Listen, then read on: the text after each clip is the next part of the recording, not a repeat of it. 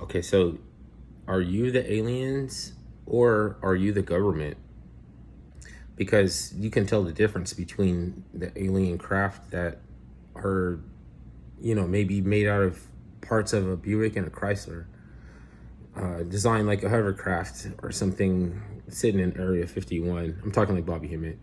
And the difference between Kundalini energies, which is the Kundalini of someone who really lived before, right? And those are more ethereal, not physically crafted alien ships. So what about this government, right? Because like, aren't you the government too?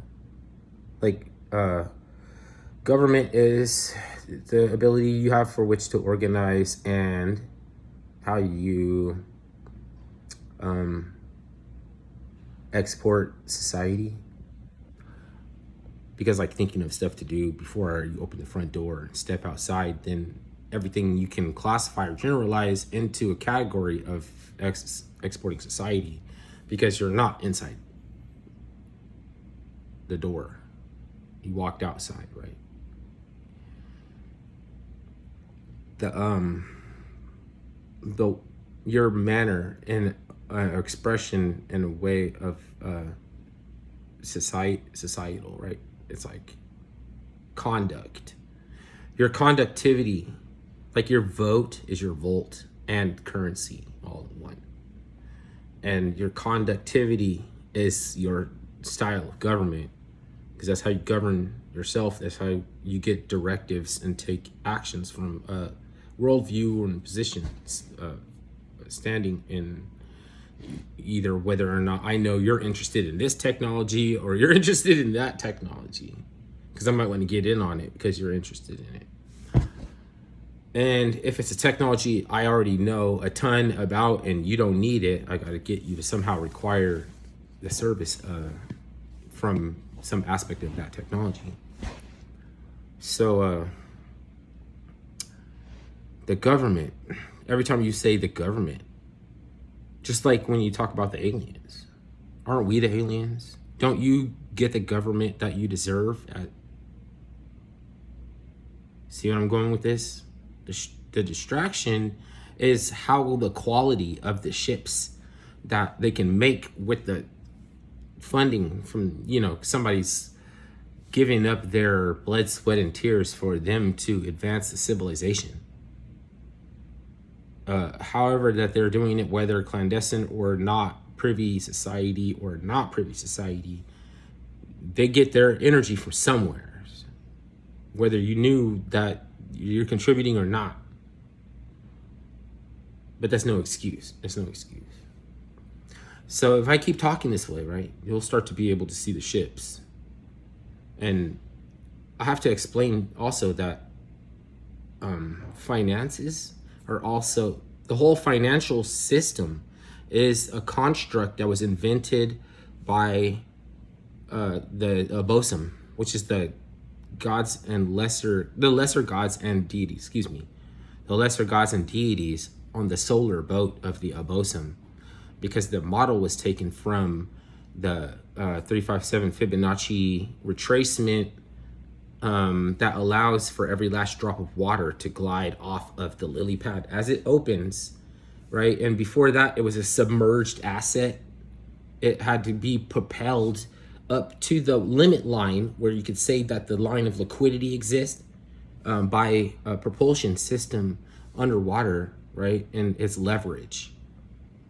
So leveraging is a service that when stocks go into IPO, they can trade back and forth, gambling on price discovery and being rewarded for finding the actual price. Okay, because the market is never wrong. Even if all your friends and you knew them and they, for some reason, turned their back and they sold all of their stock all at once and said, you're doomed to be a failed project, when all you know is that there's something greatness there. Right now, the value would be in the plummet, but it's you set the price, or if you're right, then if you're right, then you'll be rewarded, you know what I mean? But not as an early adopter, because sometimes the early adopter pays some of the price for good ideas. It's about the rolling out of the platform when it's time, because there's good ideas happen all the time, but it's not the right time for the idea. Plus, you have to be the good people around, right? Whatever you say is good. I mean, I know that you don't mean that they're the only good people. I mean, you know what I mean? But they're all the, they talk about it like the team is excellent, good people. Sure, but they have to be good for the reasons I want them to be good in my agenda with my itinerary, which you have to be able to deduce what that is. I could be good faith or I could be bad faith. You don't know. I mean, you do know. You can know.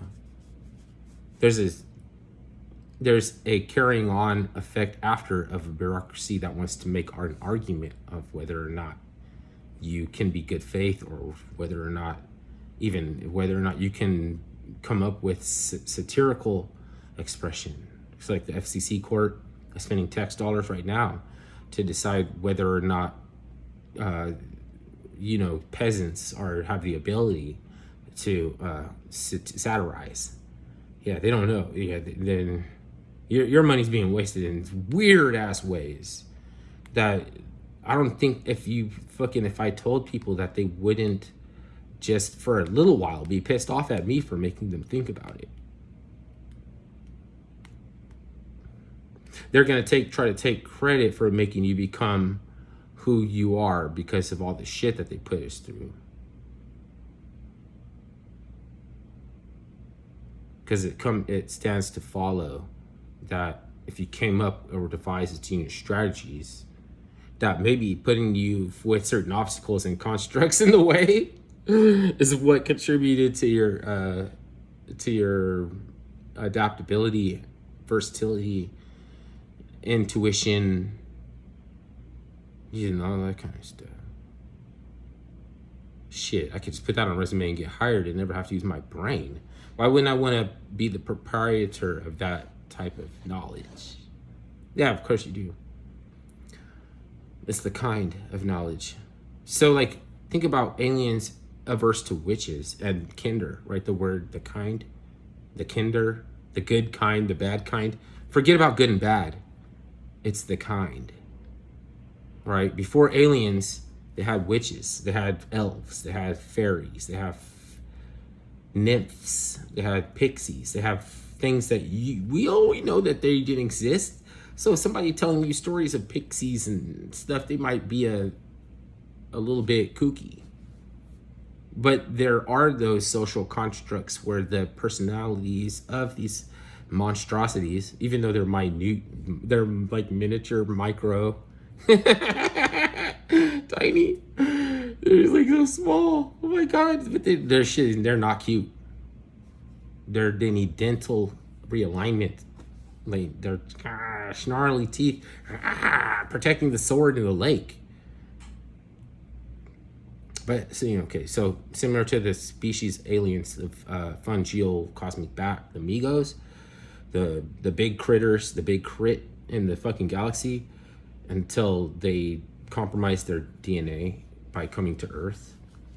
And it's not the humans that did it to them; it was the whole ecology that done them in and genetically engineered them instead.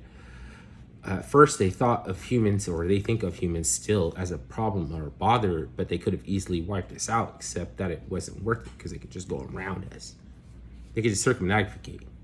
Why would they destroy you then? You're just not worth the trouble. So, but we did not glean something from there. Whether or not they exist, or whether or not Admiral Byrd was a novelty, a creation of fiction to entertain, or you took it too literally, we still needed a cult literary reference to the flat Earth. Thanks to the United Nations, we got one. But before that, we didn't have a map. Before the United Nations, Eisenhower was talking about some wealth of resources, mineral and all type of resources that existed underneath the ice sheets of Antarctica. Is it conspiracy? Is it a conspiracy theory to think that underneath ice there's more land with resources that you can tap into? Like, what the fuck? Like, you know, you can make cell phones and all this great shit. It's gonna still be a quartermaster. It's still gonna be somebody who has, since we need to become more productive, efficient, industrial. There's still gonna be a baron or a quartermaster, no matter what. I don't know why we need to be these things. I mean, maybe that quartermaster, when they get together with enough resources, they can make a difference.